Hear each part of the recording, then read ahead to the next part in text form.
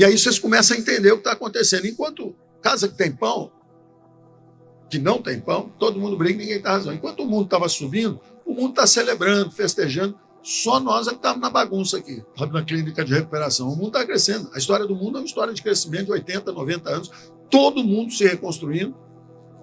As vítimas da Segunda Guerra Mundial, as viúvas do socialismo, 1,5 bilhão de indianos, 1,5 bilhão de chineses, 300 milhões de indonésios, todo mundo enriquecendo. Visita o Vietnã. Visita o Afeganistão.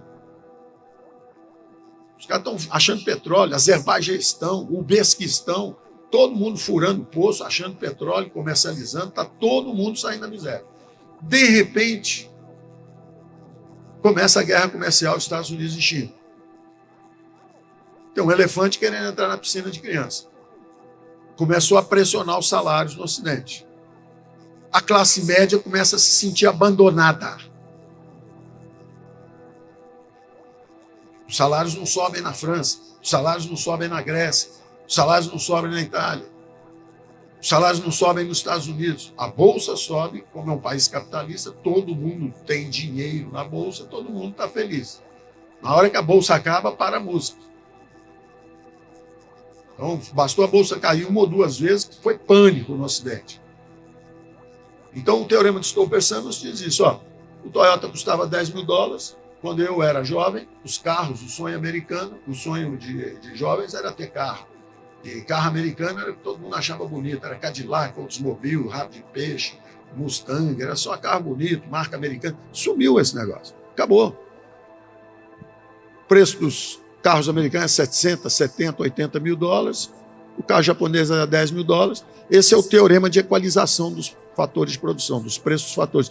Os carros começam a subir, começa o comércio global, começa a cair o preço do carro americano, várias indústrias começam a fechar, perder empregos industriais, a desindustrialização do Ocidente, a inundação de bens industriais que vem da China. Quer dizer, e na China, na Coreia, no Japão, os preços começam a subir, os salários começam a subir, o bem-estar, e isso em toda a cadeia produtiva.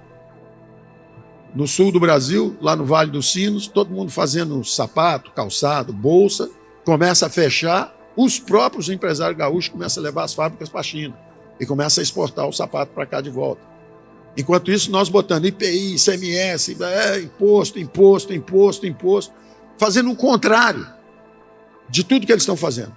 Eles mergulham nos mercados globais, nós fechamos nossa economia. Eles não têm impostos, sindicatos, previdência social, nada. Nós com impostos, encargo trabalhista, tudo. Então, é o caminho da miséria. Eles entenderam e começaram a aprender e subir. E o Ocidente é o contrário.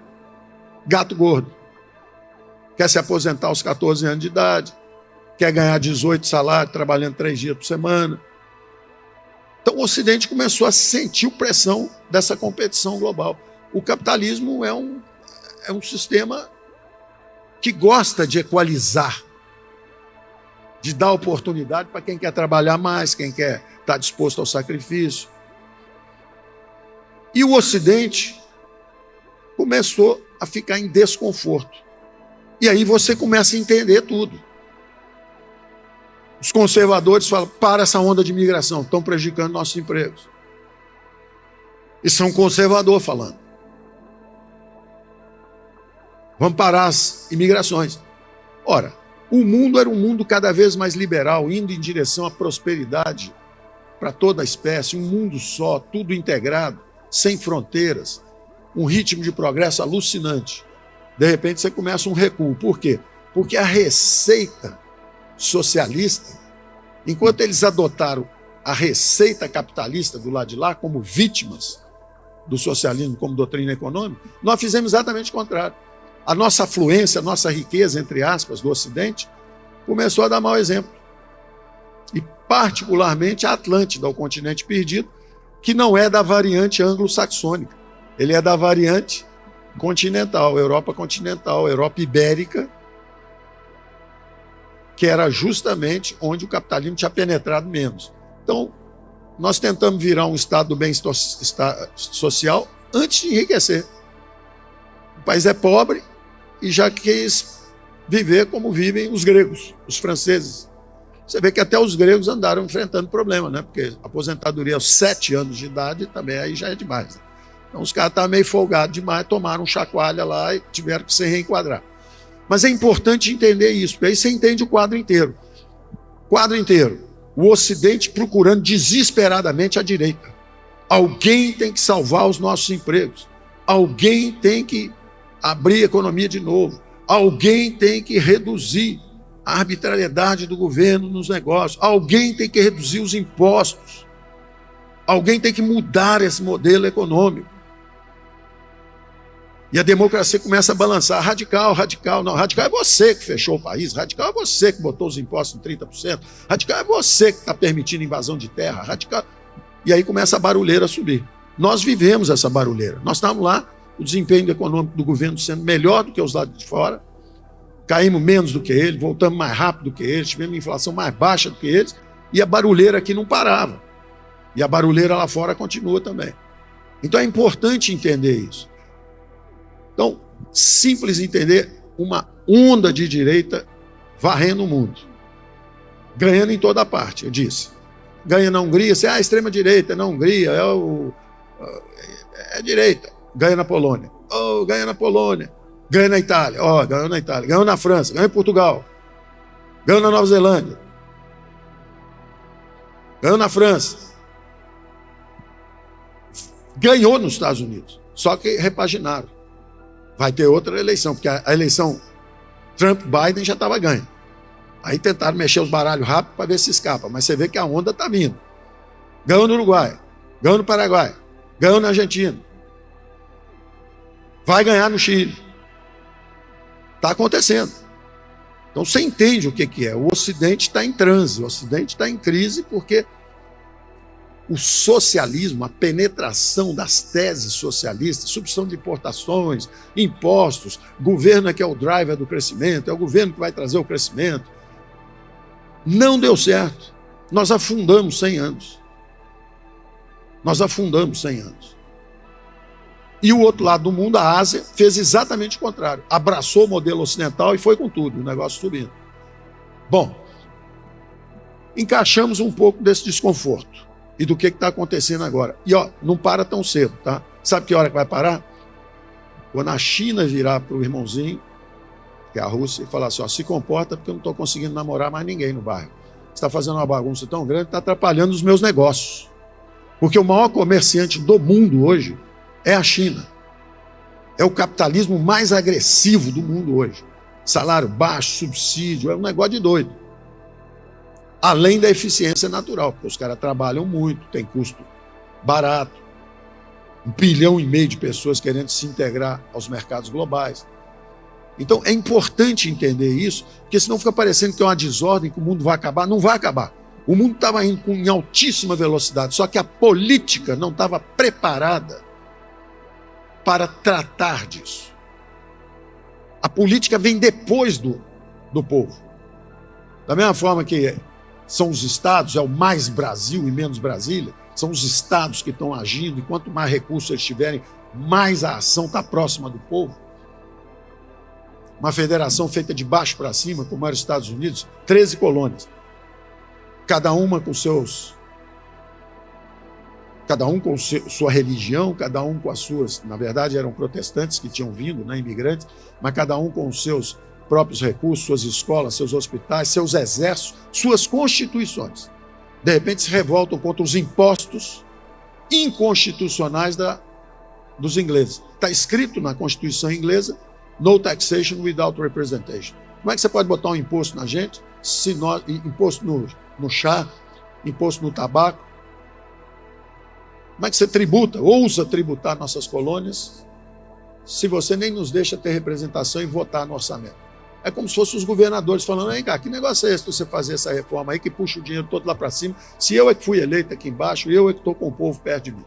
Só que o Brasil foi feito de cima para baixo, foi ao contrário. O rei, as capitanias hereditárias, os amigos do rei, até hoje o Estado não chegou no povo.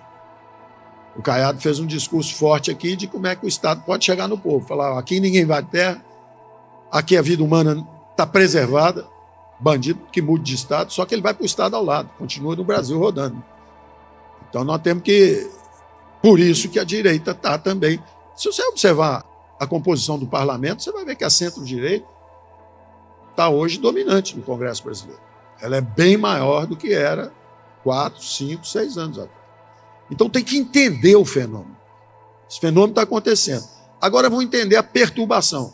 Quem é que coloca os chicletes na cadeira do professor, para quando o professor sentar, ele levanta, rasga a calça, sai a cadeira junto? Quem é que faz isso? É o bom aluno ou é o mau aluno?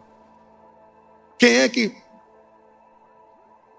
agride o juiz no jogo? É o cara que está ganhando 3-0 ou o cara que está perdendo 3-0? É o perdedor que é o agressor. E aí você começa a entender, se essa ordem mundial enriqueceu tanta gente, melhorou tanta vida no planeta, todo mundo melhorando, a ponto de todo mundo querer abraçar a árvore, preservar as árvores, ficar um planeta feliz, todo mundo sonhando com a grande celebração da espécie humana, a conservação do biossistema, a conservação do ecossistema, dos biomas. Como é que nós estamos cada vez mais humanos, bonitos? Vamos comer, inclusive, daqui a pouco, vamos parar de comer os animais, nós vamos desenvolver proteínas sintéticas, está todo mundo sonhando com um futuro melhor, com a bondade. De repente começa uma confusão. Sala de aula, confusão. Não é o aluno, não é aquele 4 olhos ali da primeira cadeira que está ali tomando nota, fazendo pergunta ao professor. Não é, vai lá atrás, vai ver quem é que ficou para trás. Quem ficou para trás? Quem foi o grande perdedor desses últimos 80 anos? A União Soviética. A União Soviética era a alternativa socialista à sociedade ocidental. Os Estados Unidos reconstruíram a ordem mundial em cima de democracia e mercados. Democracia e mercados. 1 a 1. A Alemanha virou democracia e mercados. A Itália virou democracia e mercados. O Japão tinha imperador, virou democracia e mercados. A Rússia virou democracia e mercados. O Putin, quando a União Soviética desmanchou, o Putin tinha medo do Bush e admirava o Tony Blair. E é na hora que o adversário é derrotado que você tem que ser generoso. A generosidade é essa. É estender a mão e falar assim, Rússia. Na hora que a União Soviética se esfacelou, dava a mão para a Rússia e fala assim, entra para a OTAN, vem com a gente. Não precisa ficar preocupado com sua fronteira, quem é que tem armamento ou não. O Ocidente bobeou, tripudiou. Costuma acontecer, né? Um cara ganha a eleição, tripudia sobre o outro, um poder às vezes tripudia sobre o outro, persegue, costuma fazer isso. Não é inteligente. O inteligente é pacificar a partir da força. Você ganhou, pacifica. Para que você vai pisar? Bom, resultado. A Europa foi se expandindo as fronteiras armamentistas, chega um momento em que a Rússia fala, bom, acabou, agora eu vou para a confusão. Não tem nada a perder, vou para a confusão. Se eu tomar a Ucrânia rápido, ganhei. Se eu perder, meu irmão mais velho vem cá e mostra que ele é que tem influência, não mais os americanos. A influência geopolítica global agora é a China. A hora que a China quiser, chama o irmãozinho e fala assim, ó, está atrapalhando meu negócio, para. E os Estados Unidos? Não manda mais nada. Aí você acha que o americano está preocupado? Não. O Trump está dizendo o seguinte, ó, cansei de segurar o guarda-chuva para você, Japão. Você invadiu a China, bateu muito nos caras, se vira aí, tá? Ô, Coreia do Sul, dá uma olhadinha na Coreia do Norte, que eles estão mandando uns balões aí cheios de excremento e jogando em cima de vocês. Ainda bem que é excremento, podia ser bomba. Macron, fica esperto aí, tá? Conversa com o Putin. Sabe aquela mesona grande, que ele senta lá numa pontinha, você fica na outra, nem enxerga direito? Se entende com ele aí, porque eu não vou ficar segurando guarda-chuva para todo mundo me xingar. Todo mundo xinga os americanos, então faz o seguinte, cada um cuida de si, tá? Eu vou cuidar de mim. Vou cuidar da NAFTA, North American Free Trade Area. É disso que eu vou cuidar. Eu tenho recursos. É uma das poucas áreas populacionais do mundo que vai continuar com a população crescendo lentamente. É México, Estados Unidos e Canadá.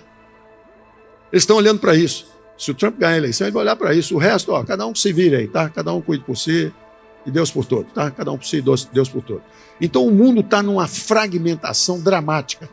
E tudo isso que eu estou conversando, isso era analisado. Nas reuniões de G20, nas reuniões de Banco Central lá fora, nós conversamos sobre isso.